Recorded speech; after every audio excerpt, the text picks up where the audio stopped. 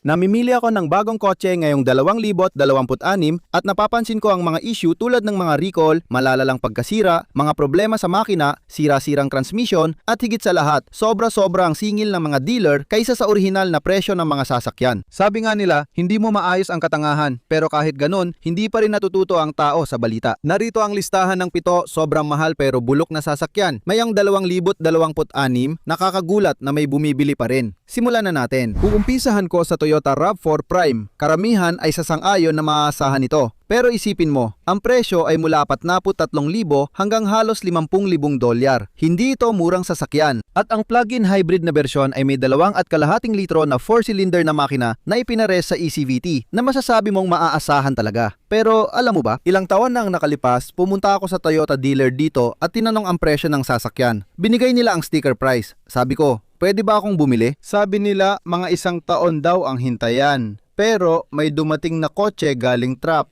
Nakatingga lang kasi hinihintay pa customer. Oo, alam mo ba? Bakit hindi ko na lang ipakita at bigyan ka ng bill sheet? Sige, okay. Tiningnan ko yung sasakyan, maganda at kompleto sa gusto ko. Metallic white pa, ang ganda ng itsura. Nung nakita ko yung build sheet, kompleto lahat ayon sa sticker price. Pero may dagdag silang 14,000 dolyar na markup sa sasakyan. Sinabi ko sa lalaki, ano to? Tinitingnan ko, may breakdown dito. Tapos nilagay pa nila yung PPF undercoating at ilang floor mats. Alam natin kung bibili ka ng ganito sa labas o third party, siguro aabot lang ng 2 hanggang 3,000 dolyar ang halaga ng mga dagdag na ito. Pero dinagdagan nila ng 13 o 14,000 dolyar sa base price ng sasakyan. Tinanong ko, ano yon? Tiningnan niya ako, parang palihim na nagumiti. Sabi niya, yan lang ang paraan para kumita kami sa mga sasakyang mataas ang demand. Isa itong klasikong halimbawa ng nangyari sa merkado ilang taon nang nakalipas. At ngayon, kahit na ang RAV4 ay medyo maasa ang sasakyan, hindi pa rin ito perpekto. At gusto kong pag-usapan ng ilan doon dahil kahit na karaniwang itinuturing na maaasahan ito, ayon sa Consumer Reports, ang plug-in hybrid ay medyo mas hindi maaasahan kumpara sa standard na hybrid na bersyon. Kasi dahil ang plug-in hybrid ay may mas malaking baterya, mas malaking motor, at tiyak na mas maraming teknolohiya sa likod nito. Lahat ng iyon ay nagdadagdag ng mas maraming problema. Pagpalya ng instrument cluster, mga electrical na aberya, pati na rin mga problema sa pagcha-charge, kung saan hindi ito lubos na nagcha-charge ng maayos. At magtataka ka kung ano ang nangyari doon. Nagkaka-aberya, isasaksak at aalisin, idadrive sandali, nawawala ang sira. Kakaiba. Dagdag pa, marupok ang preno at suspension. Maraming tao ang natitiwala sa ECVT. Pero may kaunting gaspang at hindi ganoon kapino ang pakiramdam. Ang ergonomics nito ay hindi talaga tumutugma sa mataas na presyo. Lalo na kung iisipin mo na bukod sa base price, nagdadagdag ka pa ngayon ng hanggang 10,000 dolyar o higit pa sa base sticker price. Gaya ng sabi ko, yung dealer dito sa amin gusto pa maningil ng 14,000 dolyar Canadian para lang sa ilang accessories. Para sa akin, nakakagulat na may pumapayag pa rin sa ganung presyo. Aminin natin, may mga kaloohan talaga ang mga dealer. Ang masama pa, may ilang consumer na pumapayag mag-overpay. Tuloy tayong lahat na pipilit ang magbayad ng mataas dahil sa ilan lang. May mga recall din na yon para sa mga sasakyang ito, tulad ng backup camera. Narinig na nating lahat tungkol sa Toyota at yung mga recall nila sa backup camera, pati na rin yung screen o display na nagpapakita ng bilis ng sasakyan na minsan ay nawawala o nagbablangko. Kaya hindi talaga perpekto. Bakit mo babayaran ng 10,000 o 15,000 na mas mahal pa sa sticker price ang kahit anong sasakyan? Noon, 15 taon na ang nakalipas, parang krimen na yon at hindi mo iisiping gawin. Dati nakikipagtawaran ka pa ng libo-libong dolyar sa presyo, kaya nakakagulat na may bumibili ng ganito ngayon. Ngayon, susunod na napag-usapan ko na rin dati, ang Ford Maverick. Dapat ito ang maliit at murang entry-level na trap at unibody platform pa talaga ito. Sa tingin ko, parang Ford Escape lang talaga ito at hindi sulit sa presyo. Pero kahit ganon, nagbabayad pa rin ang mga tao ng Lariat, Tremor na presyo at umaabot pa ng 40,000 ang presyo ng ilan sa mga sasakyan na ito bago pa ang mga dagdag na accessories, lalo na kung may EcoBoost engine. Hindi ko maintindihan kung bakit may bumibili pa nito. Katawa-tawa at sobrang mahal. Napansin na rin ng Ford ang kasikatan, pero ayaw na ng tao gumastos sa F100 at 50 kaya nag-downgrade sila. At ang sumunod na nangyari, dahil sa kasikatan ng Maverick, nagsimula nang magbayad ng mas mahal ang mga tao. Itinaas agad ng Ford ang presyo na makita nilang babayaran pa rin ito ng tao kahit tumaas. Kaya hindi nagtagal ang entry level na sa mababang 20,000 dolyar. Pero ang problema, ang Ford Maverick ay hindi naman talaga ganoon kaganda ang pagkakagawa bilang sasakyan. May dalawang makina ito. Meron itong makina mula sa Mazda, isang 2.5 litro na Atkinson style na makina. Yun marahil ang pinakamagandang pagpipilian mo. Ang problema, maraming bumili ng 2 litrong turbo EcoBoost na makina. Dahil dito, nagkaroon ng maraming problema gaya ng mga issue sa pagpapalamig, misfire at pagkasira ng makina. Ang 8-speed automatic transmission ng mga sasakyan na ito ay laging may problema. Pero alam mo ba kung ano? Ang ECVT, huwag malito sa jack ko ng Nissan. Pero ang ECVT ay mas matibay na sistema. At hindi ako malaking tagahanga ng ECVT o kahit anong uri ng CVT. Kung bibiliin mo ang sasakyang ito, yun ang transmisyon na kunin. Mas makinis, mas maasahan, at kadalasang kasama ng 2.5 litro ang Atkinson na makina. Kaya talagang sugal kung makakabili ka ng isa sa mga sirang unit o isa sa mga magaganda. Pero kahit ano paman, lahat sila ay sobrang presyo. Kahit mataas ang rating nito sa Consumer Reports, inamin pa rin nilang may maraming maliliit na problema. Infotainment, ilang issue sa transmission, at may makina ring may problema. Hindi ito perpekto, kaya sugal kung makatsamba ka at dapat piliin mabuti ang sasakyan. Pagpalya ng trailer module, mga bug sa software ng park system, misfire injector at mga issue sa pagpapalamig lalo na kapag may karga na ito. Light duty lang ang makinang ito, hindi kaya ang mabigat na karga. May moonroof din na may banding issue kaya may tagas. At may problema rin sa pag-usad ng sasakyan kahit nakapark. Dahil dito, laging may problema ang mga sasakyang ito. Hindi rin magtatagal at mapapansin mo ang mga 1.5 bilang makina nila sa Escape na may sira at tumutulo ang injectors pati matinding recall para dito. Bukod pa rito, dahil isa ito sa pinakamurang pickup truck, mas malaki pa ang ginagastos ng mga tao. Umaabot ng 10,000 lampas sa presyo ng sticker hanggang 2,026. Kaya kung dagdag pa yan sa sakit ng loob ng pagbabayad ng 40,000, dagdagan pa ng $10,000 buwis at lahat ng iba pang bayarin, aabot ka ng 46 o $47,000 paglabas mo ng dealer sa US dollars o Canadian bucks. Nasa 55 hanggang $60,000 na ang usapan, pero may ilang magagandang kakumpetensya din. Ang Hyundai Santa Cruz, totoo lang, hindi rin mabenta. At kung ako, hindi ko rin pipiliin. Mas gusto ko pang magdagdag ng pera. Titingnan ko ang Honda Ridgeline na may 3.5L na naturally aspirated na V&M. Napakagandang sasakyan, mas malakas at mas matibay. Sa pangkalahatan, mas maganda talaga ang mga Honda. Ang Nissan Frontier ay may 3.8L naturally aspirated V6 torque converter automatic at 4x4 tunay na truck ang dating nito. Para sa akin, may sense ang Ford Maverick sa 20,000 pero hindi na sulit pag 40,000 na. Bago tayo magpatuloy, tingnan nyo ang mga gamit natin. Sombrero, beanie, t-shirt, hoodie. Marami akong ganyan, nasa ibaba lang. I-click lang ang fourth wall page ko para makakuha ng gamit. Naubos dati pero puno na ulit ang stock ngayon. Nakapin sa comment section ang link ng librong sinulat ko tungkol sa gabay sa pagbili ng second hand na sasakyan. Siguradong gusto mong makita yon kung bibili ka ng second hand na sasakyan at ayaw mong maloko? Pero yun nga, tara na sa susunod na kotse. Di ako makapaniwala na may nagbabayad ng mahal para sa Kia. Pero nandito na sila, tinatawag na K4. Lahat tayo ay nakakita na ng direktang kakumpetensya ng Honda Civic at mga compact na sasakyan gaya ng Corolla. Nasa gitna talaga ito. Para sa mga nagbabayad ng 7,000 at $700 lampas sa presyo, ibig sabihin ay wala sila sa realidad at hindi nila naiintindihan. Walang saysay ito. Pakiusap, huwag kayong bumili ng mga sasakyan sa ganitong presyo. Karaniwan lang ang mga ito, hindi rin naman gaanong maaasahan at sobra pa ang ibinabayad ng mga tao. Bakit? Dahil nagsisimula lang sila sa 23,000.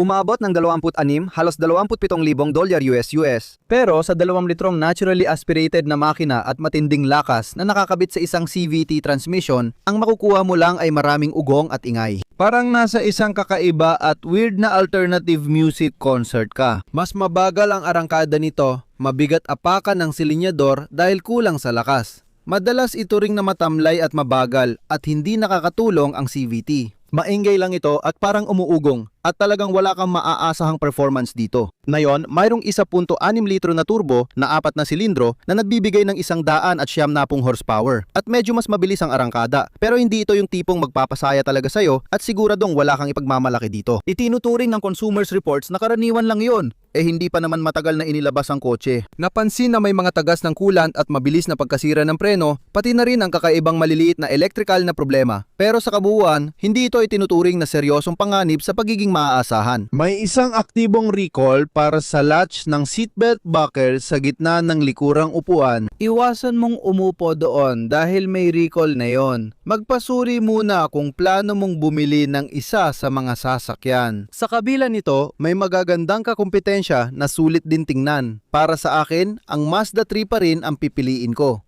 Makakakuha ka ng 2 tuldok 5 litro NA na 4 na silindro. Pwede ka rin kumuha ng turbocharged 2 tuldok 5 sa turbo o GT format, front wheel o all-wheel drive, at manual para sa front wheel. Malupit at napakaganda ang kotse. Kulang sa teknolohiya at maliit ang center display, pero isa ito sa pinakamagandang at maaasahang kotse ngayon. Sunod sa listahan ko ang Honda Civic. Masaya. May iba't ibang drivetrain tulad ng manual, CVT at torque converter sa ilang modelo. Pero talagang maaasahan ang Honda Civic. Bukod sa 1.5, iiwasan ko yon dahil may sariling issue sa halo ng langis at gasolina. Pang-atlo, ilalagay ko ang Toyota Corolla kasi medyo boring at hindi ganun ka-exciting pero maasahan. Kaya't yon ang magiging order ng bibilhin kong sasakyan. Hindi naman espesyal ang K4 sa mga ito. Lahat ng sasakyan ay magaganda. Kaya siguro hindi ko na matandaan kung kailan ko huling nakita ang K4 na tumatakbo sa kalsada. At hindi ko talaga maisip na may sinumang matinong tao na mag-iisip na bumili ng bagong-bagong 2026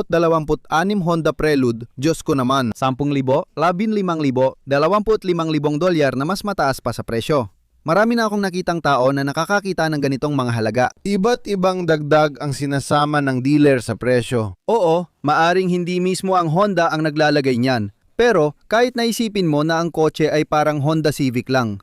Oo, mayroon silang 2 litro, 4 na silindrong makina at hybrid na may kabuuang 200 horsepower. Makakakuha ka ng gear-driven CVT transmission na sobrang tabang ng pakiramdam sa pagmamaneho. At ang pagmamaneho ng mga kotse na may CVT, 2 litro na makina at drivetrain na parang maliit na Honda Civic Hybrid para sa presyong halos kasing mahal ng Civic Type R na siyang tunay na hot rod at mas mabilis pa sa maraming supercar sa Nürburgring.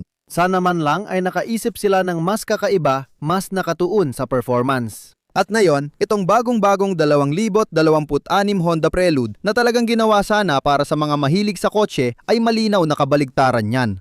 Alam mo, pareho lang talaga ang drivetrain nito at ng hybrid na Civic na matanda kong kapitbahay na 79 anyos. May maliit na button dito na S plus shift, parang gimmick lang at ginagayang shifting.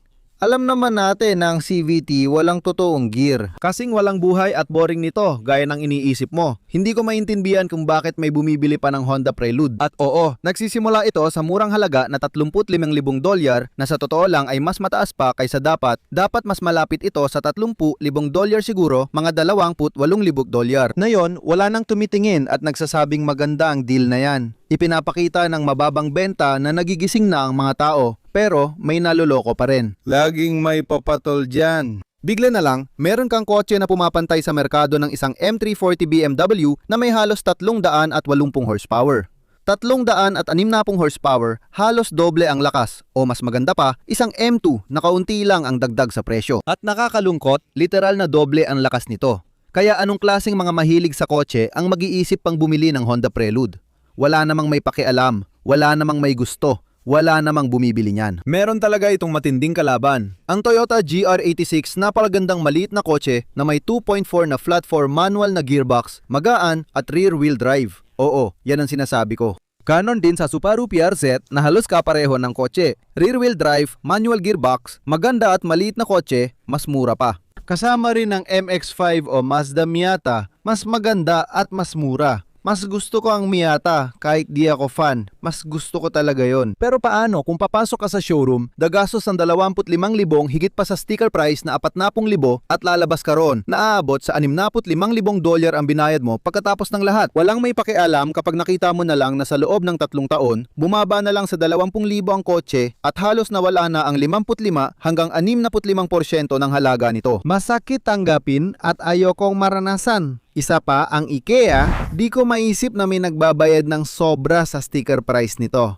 Dapat nga ipamigay na lang nila. Pero sige, may naloloko naman araw-araw. Ang Kia Seltos ay nagsisimula sa $23,000 at fully loaded na trim, kumpleto sa specs at accessories. Mga nasa 32,000 hanggang 33,000 lahat-lahat. Ginawa ko ng review yan ilang taon na ang nakalipas at hindi naman siya masamang maliit na kotse. Pero ramdam mo talaga na budget ang dating niya, di ba? Alam mo yon, lahat ng trim ay basic lang. Simple lang talaga ang sasakyan. Maging performance, drivetrain at lahat ng aspeto halatang ginawa para sa murang presyo. Kagaya ng mga drivetrain na nakita na natin sa Kia K4, meron itong base engine na 2 litro na naturally aspirated na syempre ipinares lang sa isang CVT. Kaya walang gears, nakakaboring, maingay at talagang walang lakas. Pero ang maganda, pwede ka rin kumuha ng 1.6 turbo. May 8-speed automatic transmission ito at 190 horsepower, yan ang makinang dapat piliin. Makakakuha ka ng tamang gears at halos 200 horsepower kapareho ng rating ng kakaibang Honda Prelude na nabanggit ko. Ngayon, based sa karanasan ko sa pagmamaneho ng mga sasakyang ito, mas smooth talaga ang 2 liter. Hindi siya kasing agresibo, mas mabagal siya, hindi siya bigla-bigla. Lahat ay banayad lang, lahat ay smooth at madali lang. Ngayon, pag lumipat ka sa mas malaki at malakas na makina, mas ramdam mo yung biglaan at mas magaspang. Napansin ko at ng iba, may issue rin sa reliability at ibang problema.